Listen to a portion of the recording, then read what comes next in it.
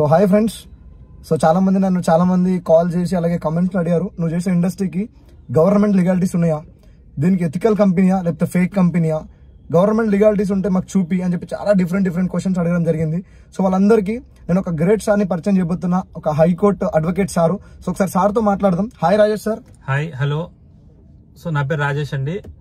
So నేను Vestige కంపెనీని, ఈ కంపెనీలో వచ్చే ముందు వెస్టీజ్ కంపెనీని బిలీవ్ చేశాను. సో ఆ బిలీవ్ చేసే దానికంటే ముందు ఏంటంటే కంపెనీకి ఉన్నటువంటి లీగాలిటీస్ అన్ని క్లారిటీగా తీసుకున్న తర్వాత, అంటే వెస్టీజ్ కంపెనీకి ఉన్నటువంటి పాన్ కార్డ్తో సహా వెస్టీజ్ కంపెనీకి ఉన్నటువంటి ట్రేడ్ మార్క్ లైసెన్స్ కావచ్చు, ఇంపోర్ట్స్ అండ్ ఎక్స్పోర్ట్ సర్టిఫికేట్ కావచ్చు, అదేవిధంగా food security safety standards of authority of India నుంచి ఇచ్చే సర్టిఫికేట్ కావచ్చు, అవన్నీ నేను క్లారిటీగా తీసుకొని దాంతో పాటుగా కంపెనీ మేము ఎలాంటి చైన్ సిస్టంలో కానీ, మనీ సర్క్యులేషన్లో కానీ, మనీ డిస్ట్రిబ్యూషన్ సిస్టంలో ఎలాంటి దాంట్లో మేము ఇన్వాల్వ్ కాము.